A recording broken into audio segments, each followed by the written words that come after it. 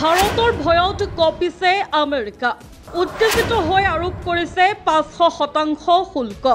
হঠাতে ট্ৰাম্পৰ কি হ'ল? কিহৰ খঙে দহিছে আমেৰিকাৰ ৰাষ্ট্ৰপতিক?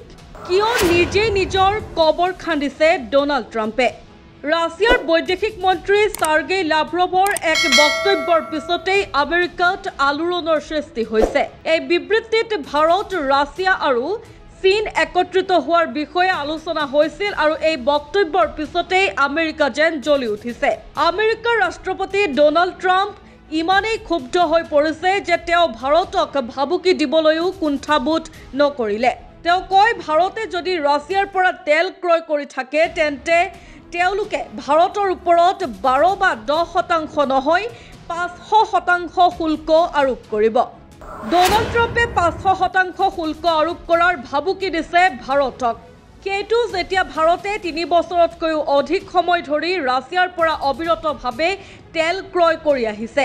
আজিৰ সময়ত আমেৰিকাৰ হাতত থকা আটাইতকৈ ডাঙৰ অস্ত্ৰবিধ হ'ল টেৰিফ আৰু আমেৰিকাৰ ৰাষ্ট্ৰপতি ডনাল্ড ট্ৰাম্পে তেওঁৰ মনলৈ যি আহে তাৰ বিৰুদ্ধে এই অস্ত্ৰ ব্যৱহাৰ কৰিছে।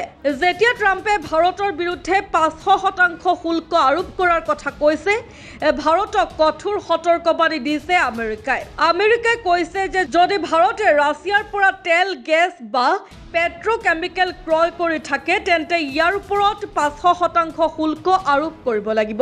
ইউক্ৰেইনৰ ৰাজধানী কিভত এই কথা কয় আমেৰিকাৰ চিনেটৰ ৰিচাৰ্ড ব্লুমেণ্থালে। ভাৰত আৰু চীনক লক্ষ্য কৰি তেওঁ কয় যে যদি কোনো দেশে ৰাছিয়াৰ পৰা তেল, গেছ আৰু পেট্ৰ'কেমিকেল ক্ৰয় কৰে তেন্তে ৫০০% শুল্ক আদায় কৰিব লাগিব। তেওঁ লগতে কয়, ভাৰত আৰু চীনৰ ওপৰত ৫০০% শুল্ক আৰোপ কৰিব লাগে, কাৰণ দুয়োখন দেশে ৰাছিয়াৰ পৰা ৭০% তেল ক্ৰয় কৰে। আমেৰিকাৰ এই বক্তব্য এনে এটা সময়ত আহিছে যেতিয়া ৰাছিয়াই ভাৰত, চীন আৰু ৰাছিয়াৰ RIC ত্ৰিভুজ পুনৰ আৰম্ভ কৰাৰ তীব্ৰ পোষকতা কৰিছে। RICৰ সক্ৰিয়তাক লৈ সমগ্ৰ বিশ্বই ক্ষুব্ধ হৈ পৰিছে।